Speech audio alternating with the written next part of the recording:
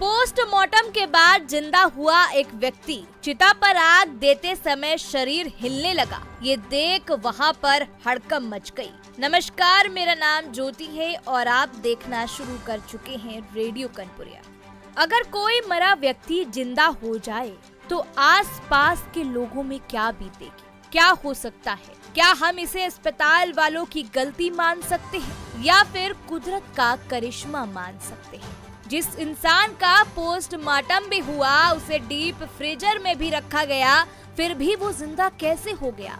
Postmortem के बाद कोई जिंदा हो जाए और यह सवाल आप किसी से कहें या बोले तो वो आपको पागल ही समझेगा, लेकिन ऐसा हुआ है। पोस्टमार्टम के बाद जब लाश को अंतिम संस्कार के लिए चिता पर लेटाया गया तब उसमें अचानक हरकत होने लगी। लाश में हरकत देख अंतिम संस्कार में शामिल हो रहे लोगों में सनसनी फैल गई। फिर आनन फानन में मृत व्यक्ति को फिर से अस्पताल लाया गया।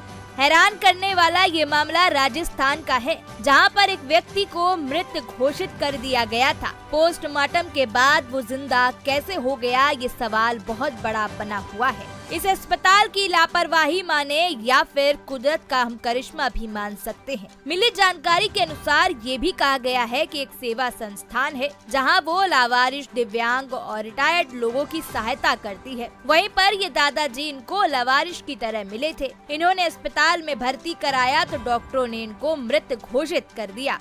इमरजेंसी में डॉक्टर के मृत घोषित करने के बाद शव को पोस्टमार्टम के लिए भेजा गया था। वहीं पर इन्हें डीप फ्रीजर में भी रखा गया था। और तो और दादा को मृत मानकर 2 घंटे तक वो फ्रीजर के अंदर ही रहे थे। उसके बाद जब अंतिम संस्कार के लिए बॉडी भेजी गई तो कुछ अलग ही हो गया।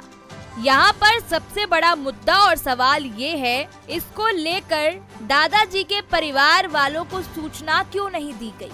आखिर बॉडी को अंतिम संस्कार के लिए बिना उनके परिवार की अनुमति से कैसे उनके शरीर का अंतिम संस्कार किया जा रहा था? बाबा कैसे बेहोश हो गए और उन्हें डॉक्टरों ने मृत घोषित कैसे कर दिया? ये सबसे बड़ा सवाल है। और सबसे बड़ा सवाल तो ये भी है कि सेवा संस्थान जो थी उन्होंने दादा का पोस्टमार्टम के लिए भी मना कर दिया था। ये सबसे बड़ा सवाल लोगों में बना हुआ है। जब दादा की शरीर अंतिम संस्कार के लिए गई और उनका शरीर हिलने डुलने लगा तब उन्हें अस्पताल में फिर से भर्ती कराया गया। अब उनका इलाज चल रहा है और हाँ, इन मुद्दों पर भी जांच चल रही है कि आखिर दादा के साथ क्या हुआ था और अंतिम संस्कार क्यों जल्दी जल्दी आनन फानन में संस्था करा रही थी और डॉक्टरों ने मृत घोषित कैसे कर दिया था। इस पर जांच चल रही है।